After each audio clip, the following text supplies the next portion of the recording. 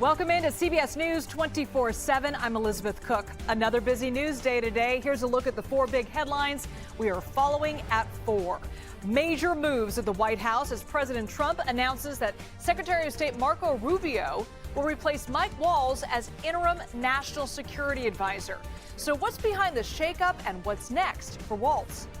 The closing bell ringing just moments ago, and the Dow climbing a little after some strong earnings from two big companies. But what is up with the sales decline at McDonald's? We're going to break down those numbers. But first, we start at the White House. President Trump says he is tapping former National Security Advisor Mike Waltz to be nominated for UN ambassador. And in the meantime, Secretary of State Marco Rubio will act as the interim National Security Advisor. Let's bring in CBS News Chief White House correspondent Nancy Cordes, who is live for us from Tuscaloosa, Alabama, where President Trump is going to give a commencement speech at the University of Alabama later on today. Nancy, great to see you. This is quite the shakeup here. Is this a demotion for Waltz? It definitely is a demotion, Liz. The president has made it clear that he doesn't think that much of the United Nations. That's part of the reason that this post to be ambassador to the UN that he's now naming Waltz to was open in the first place, because he had originally nominated Elise Stefanik, Congresswoman from New York. He prioritized getting a whole bunch of other people confirmed first, so she never actually had a confirmation hearing. And then ultimately, Republican leaders urged the president not to remove her from the House because Republicans have such a slim majority. And so that position was vacant. It is now being filled by Mike Waltz, who in a very brief one-sentence post this afternoon, Liz, said that he is honored to continue to serve the president in this capacity. So he is accepting this new this new position, and it's unclear what he would have done had the president not named him to this post, because he gave up a very safe seat in Congress from Florida to become President Trump's national security advisor just a few months ago. And Nancy, let's talk about Secretary of State Marco Rubio, because he's wearing a lot of hats within the Trump administration. Is this an indication of his growing influence there? I think it's certainly an indication that the president trusts him.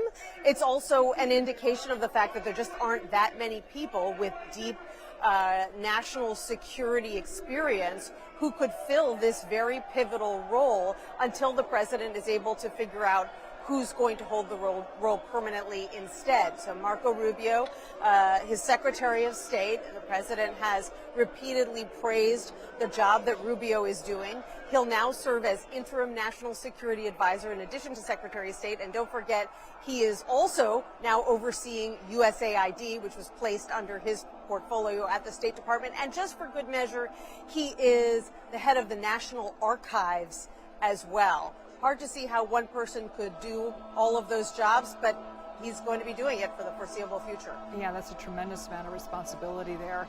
And Nancy, we've also learned that Chris Krebs, who is the cybersecurity and infrastructure security head during the 2020 presidential election, had his global entry revoked. Can you explain to our viewers what global entry is and what was the justification for this?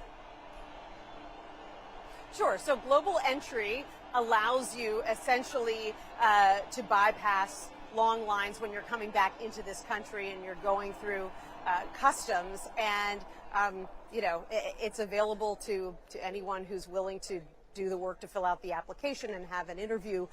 But it has been revoked for Chris Krebs, in part because he is facing a federal investigation. Exactly what he's being investigated for is unclear. We know that the president doesn't like him and fired him in 2020 after Krebs had the temerity to say accurately that the election had been safe and free from fraud or any kind of cyber intrusion.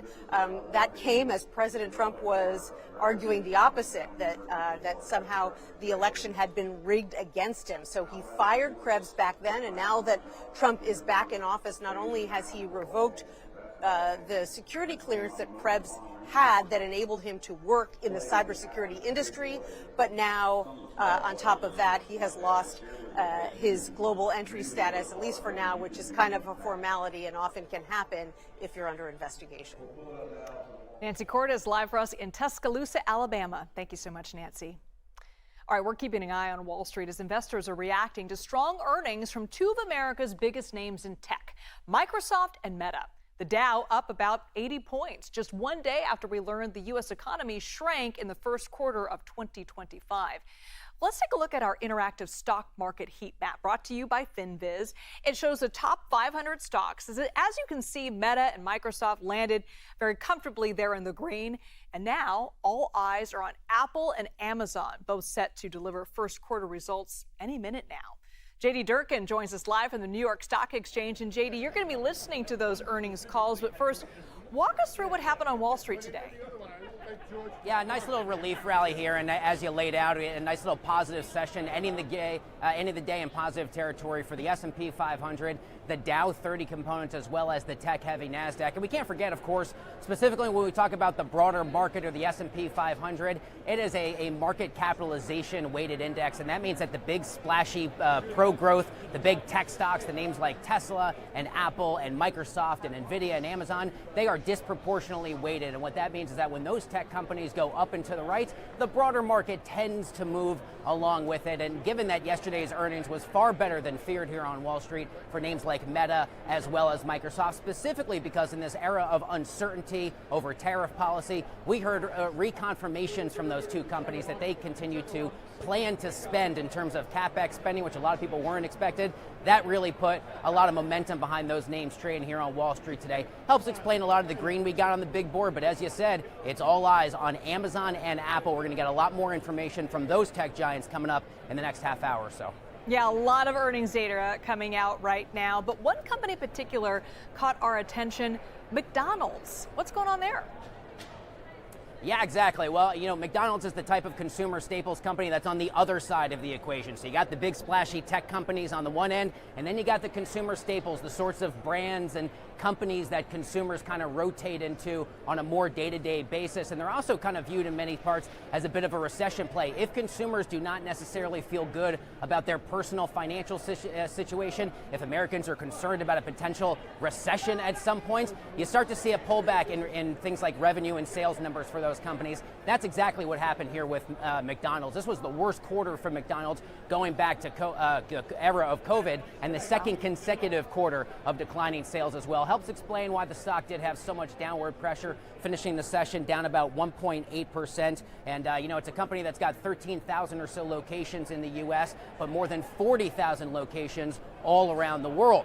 So as we're in this era where oil prices are uncertain, where the dollar is out of whack and consumer spending is certainly being thrown into question, safe bet that a company like McDonald's is going to see that reflected in their quarterly earnings. And unfortunately for investors in McDonald's, that was the truth of the fact when we got those numbers earlier. JD Durkin live for us at the New York Stock Exchange on the floor there. Thank you so much, JD. Thank you. Well, coming up, deadly storms unleash widespread flooding, and the threat is not over yet. We're tracking a line of severe weather taking aim at communities in parts of the U.S. You're watching CBS News 24/7.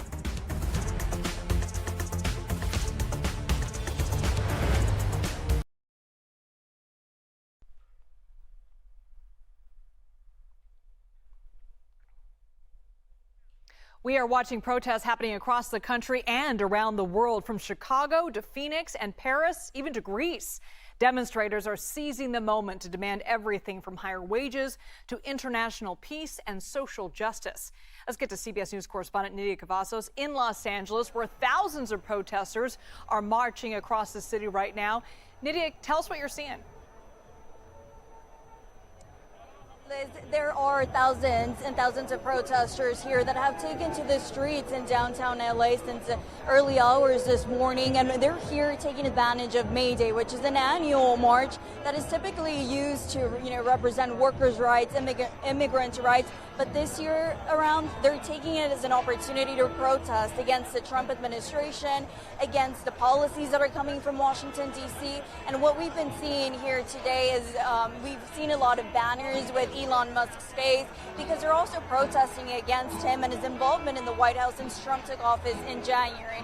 Now, a big part of this rally today is immigration as an issue, immigrant rights, and we've been seeing a lot of support for the Venezuelan immigrants who are currently detained in El Salvador. We've been seeing the banners with their images, and the LGBTQ community has also been here supporting and asking for the release of Andre Hernandez, which is the Venezuelan man who had come to the U.S. seeking asylum and who was working as a makeup artist. This community is saying that in no way is he an MS-13 gang member. He was a makeup artist, and so this is a little bit of what we've seen today. Now, they are saying that they're also advocating for more due process for immigrant rights, and they're denouncing the Trump administration's handling of the deportations that we've been seeing for the past months.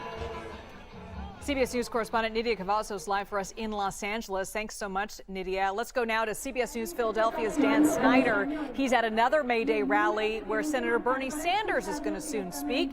Dan, can you tell us what's happening there?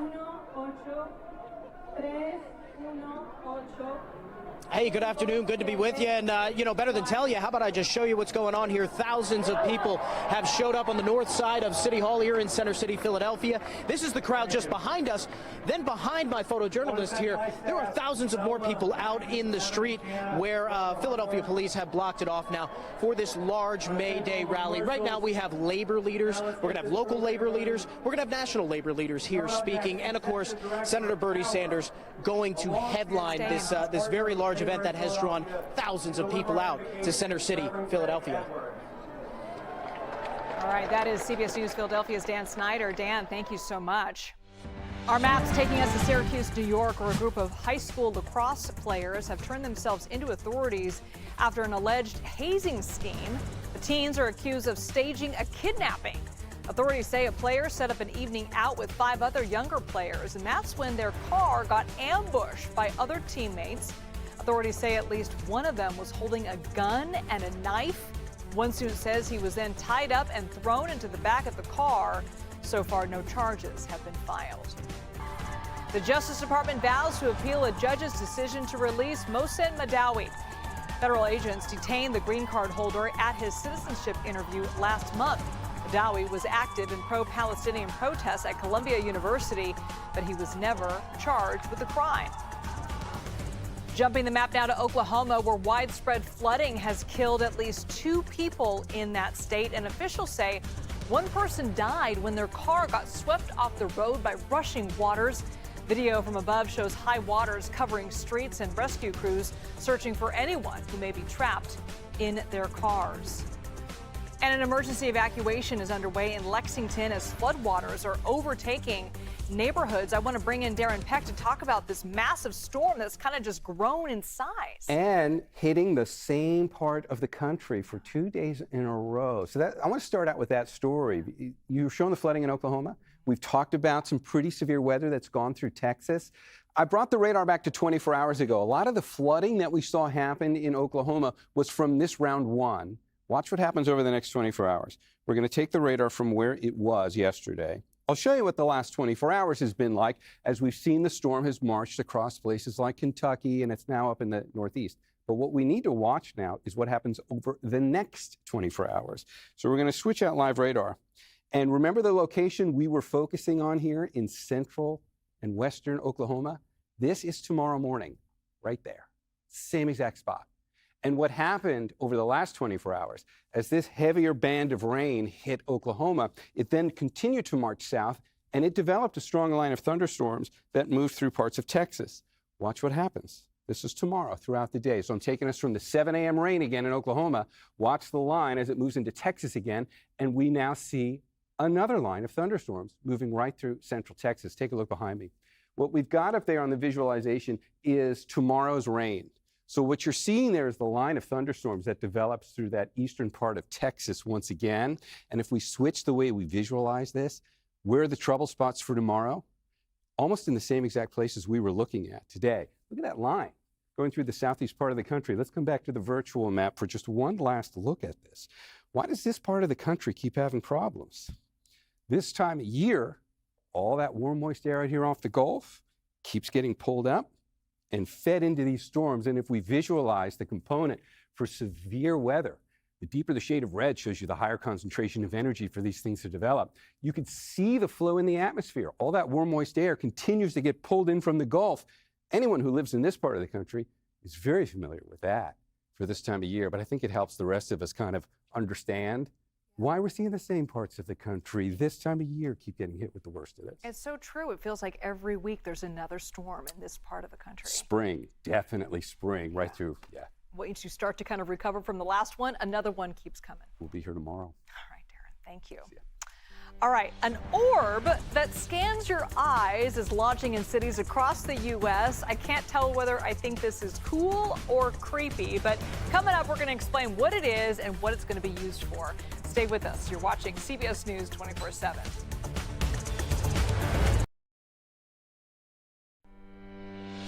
Let's take it to San Francisco for a moment here. OpenAI CEO Sam Altman placed an eyeball scanning orb in the middle of the city in Union Square, calling it a tool for humanity. Now, the orb allows people to scan their eyes to verify user identities and make sure that they're not AI or bots. CBS News Bay Area's Lauren Toms joins us live from San Francisco. Lauren, what is this orb all about? Yeah, Liz, when I woke up this morning, I did not expect to be verifying my humanness, but spoiler alert, I am in fact a human. Now, this is this group's solution to recent data suggesting in about a year from now, 90% of what we interact with online is going to be in some way AI-based. Now, let me show you exactly how this works. Like most things, it starts by downloading an app and scanning a QR code. Once you have that, you take it to this orb. It scans the QR code, and then it scans your iris, it scans your face shape, it scans for your pulse as well as for your temperature, all in an effort to verify that you are in fact a human. Once it does that, it exchanges that personal data for a unique number ID, and then the system says it actually deletes all of that data. This company's goal, they say, is when you are interacting with people online that you can be confident that you are not interacting with a bot, but rather a human, and not just a human, but the human that that person says they are.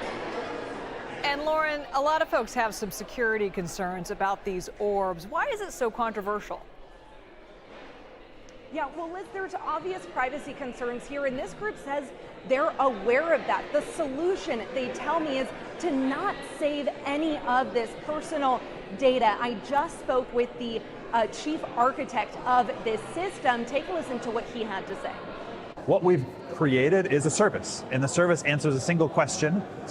Has this user signed up before or not? It does that by using a bunch of newly created cryptographic primitives, which basically comes down to, we've made it so that there's nobody in the world that's able to get the data back out of that system. And we just want to know, have you signed up before or not? Now, we've also spoke with some other users who say that their ultimate concern is actually that data being used to create a humanoid robot that could eventually stump the system. This company telling me their solution to that is to stay ahead of the game, Liz, at all times. And San Francisco has been ahead of the game with all this new technology. It's interesting to see it tried out there. Lauren Toms, thank you so much. Elon Musk is pushing back on reporting from the Wall Street Journal that Tesla opened a search for a new CEO.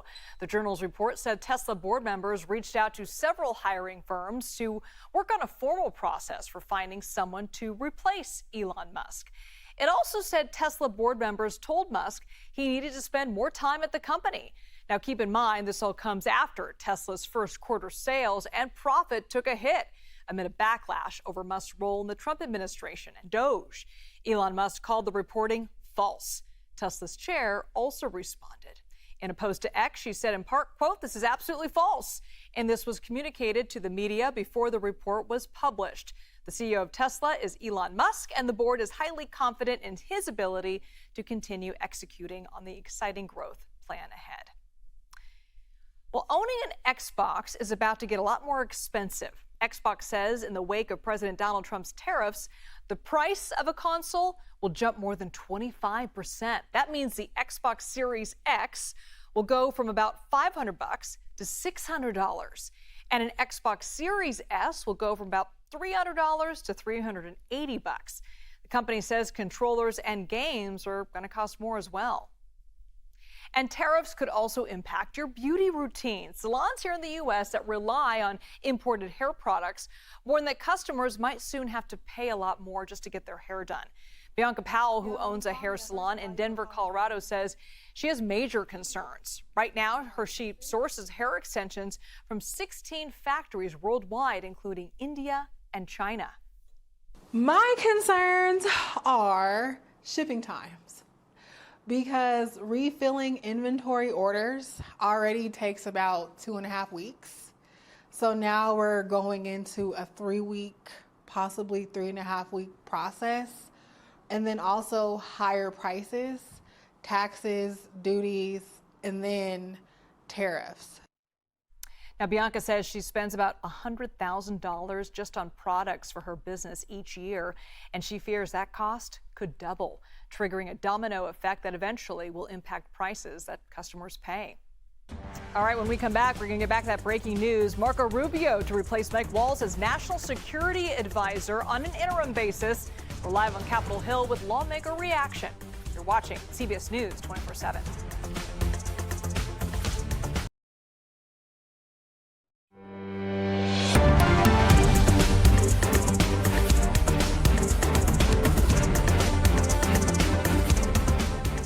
Welcome back. President Donald Trump tapping Mike Waltz to be the new ambassador to the UN. And in the meantime, Secretary of State Marco Rubio will act as the interim national security advisor.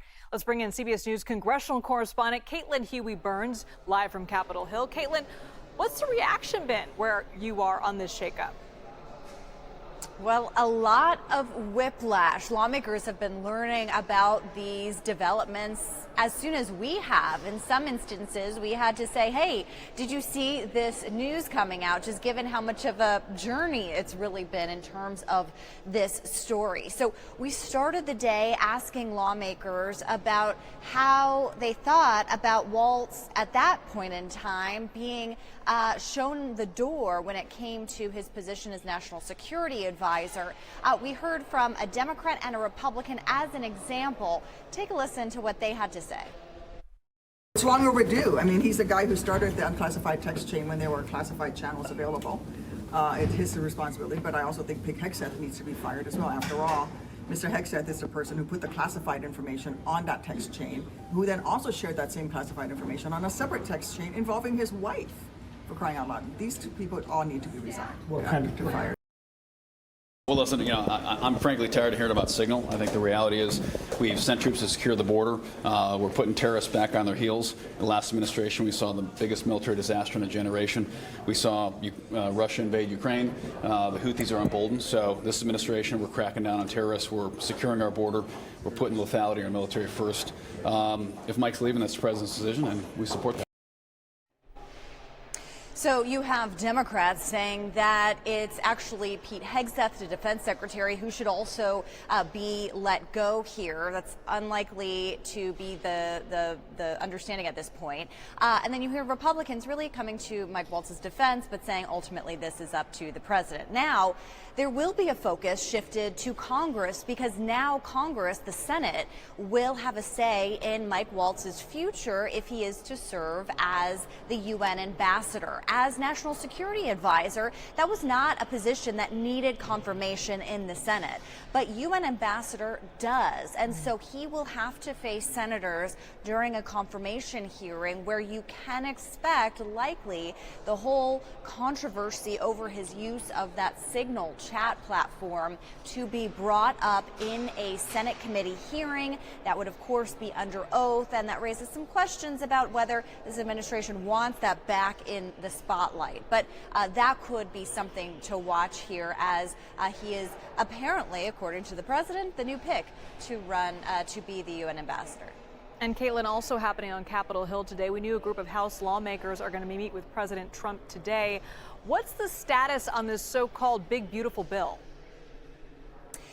That's right. We saw House Speaker Mike Johnson and the chairman of two key committees who are in charge of writing big portions of this big, beautiful bill, especially those that come to specific cuts. We're talking about a couple $1 trillion in spending cuts that they have to find.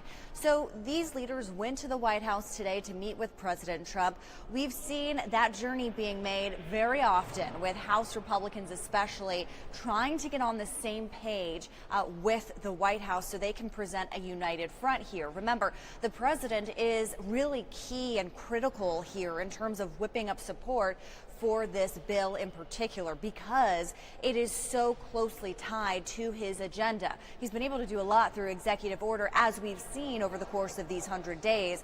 But legislatively, if he wants these items enacted into law, like his tax policy and tax items, that all has to go through Congress. So the tax portion is a big portion of this bill, as long as where are those cuts necessarily going to come from? How will that be administered? And there's a lot of focus on what this means for potential health care programs. All right. Caitlin Hugh-Burns, thank you so much.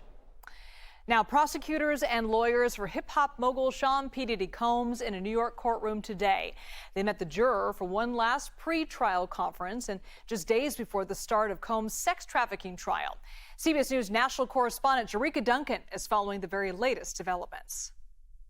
When Sean Combs first walked in the courtroom, it was obvious he was looking for his family, which normally had been at a lot of these hearings, but it did not appear that anybody from his family was in court today. First issue of business that was addressed was the plea deal. The government acknowledged that they did offer Sean Combs, the defense team, a plea deal. The judge had Mr. Combs acknowledge that he received that plea deal, and he acknowledged to the judge that he did not accept it and that he wanted to move forward with the trial, which is expected to start next week when jurors are selected. That was also another issue that came up, the jury selection process.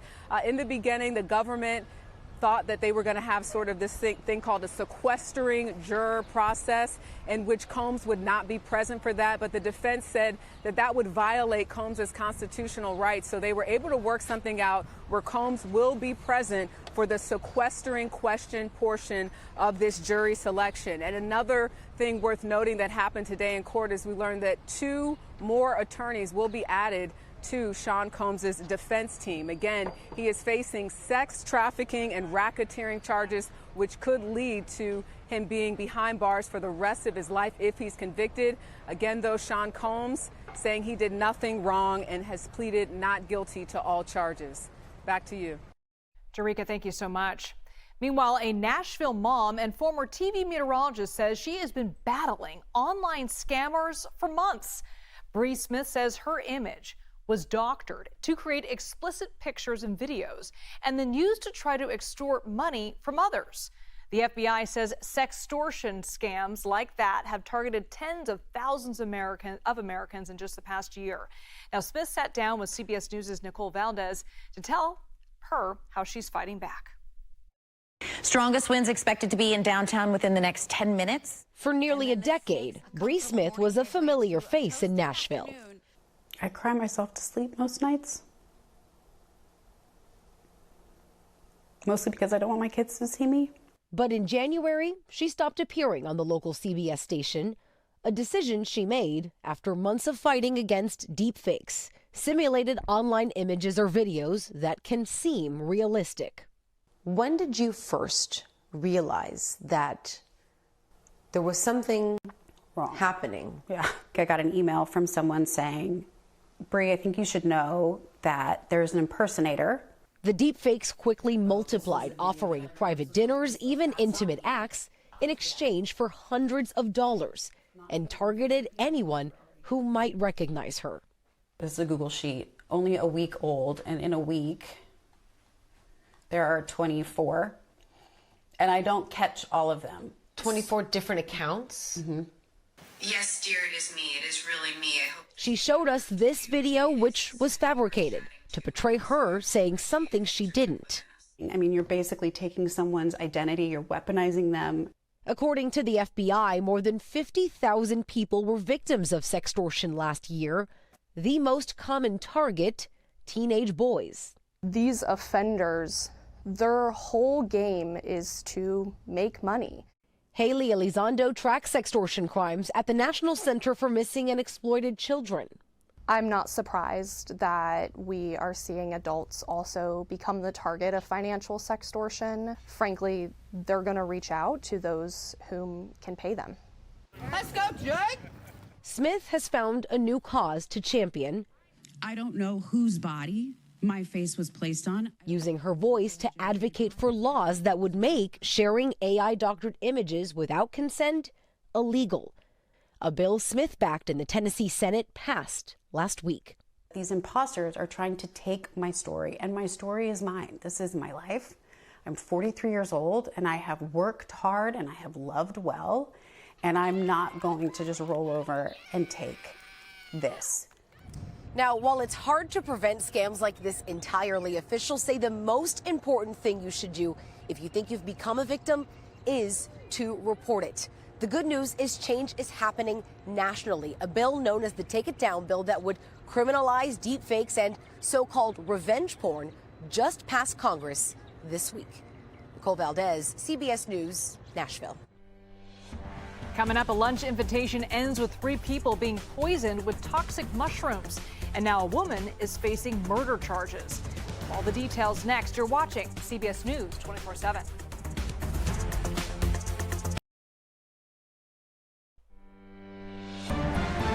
All right, let's take another look at Wall Street and 2 of America's biggest companies, Amazon and Apple.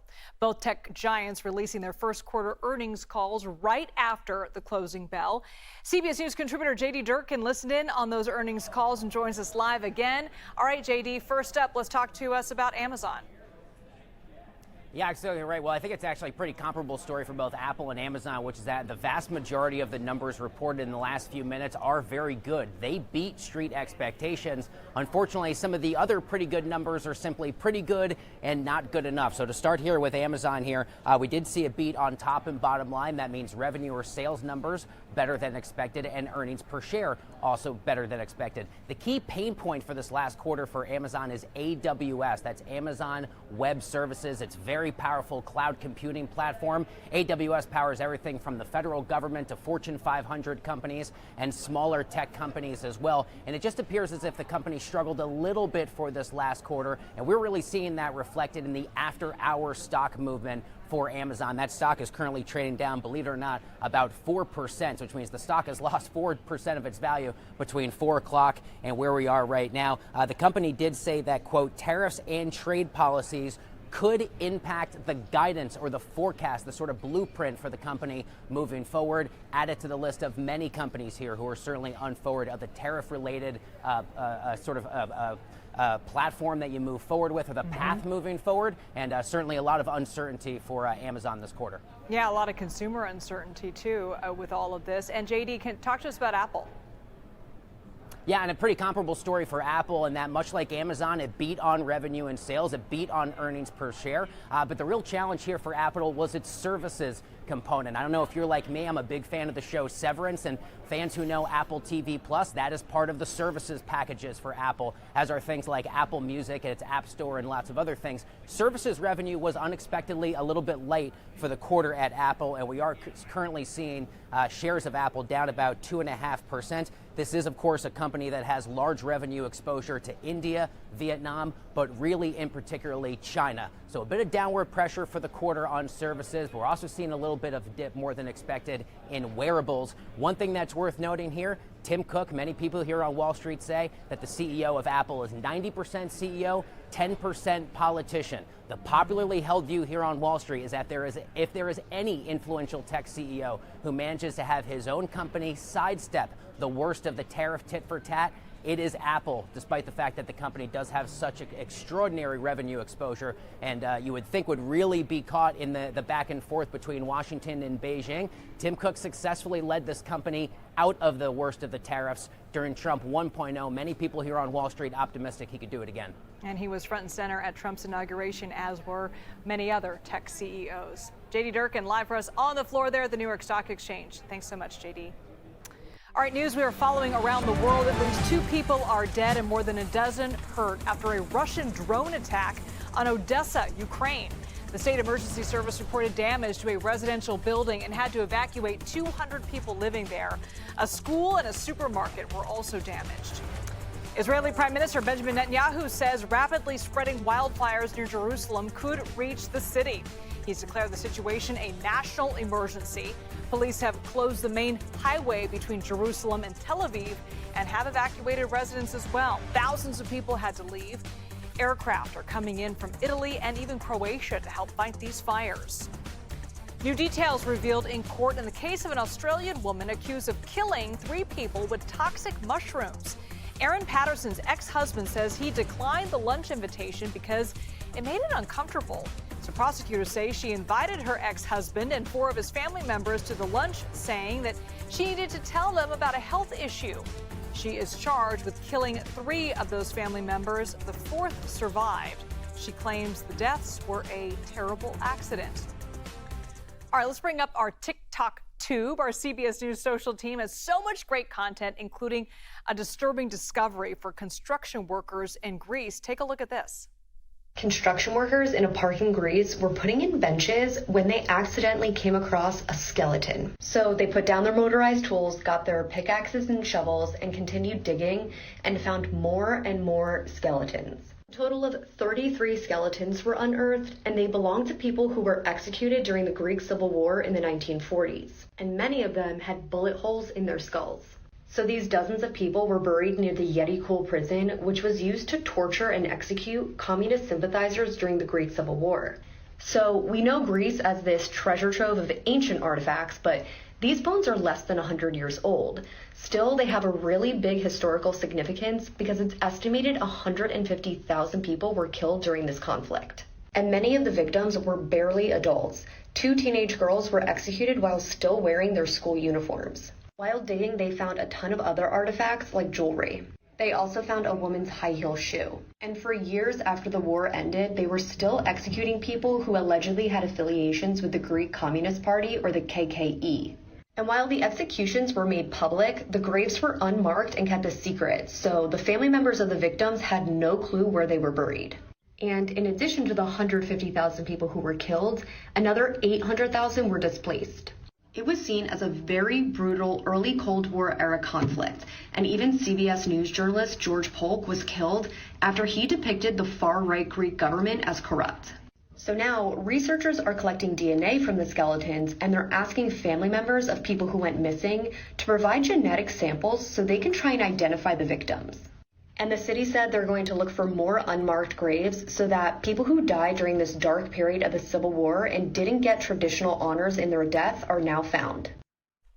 Our CBS News journalists doing so much great content on our social media pages. And if you don't already, please make sure you follow us at the handle CBS News. It works for both Instagram, TikTok, and Twitter. X, I should say. Well, take a look at this. Astronauts Anne McClain and Nicole Ayers did some construction work outside the International Space Station. They installed a mounting fixture so that solar arrays can be added at a future date. Well, coming up, America Decides with Major Garrett is coming up next with more coverage on President Trump announcing he is removing Mike Waltz from his role as National Security Advisor and tapping him to be the next ambassador to the UN. We'll have more on that coming up. And we leave you with live pictures out of Philadelphia where thousands of protesters are holding a May Day rally right now. You're watching CBS News 24/7.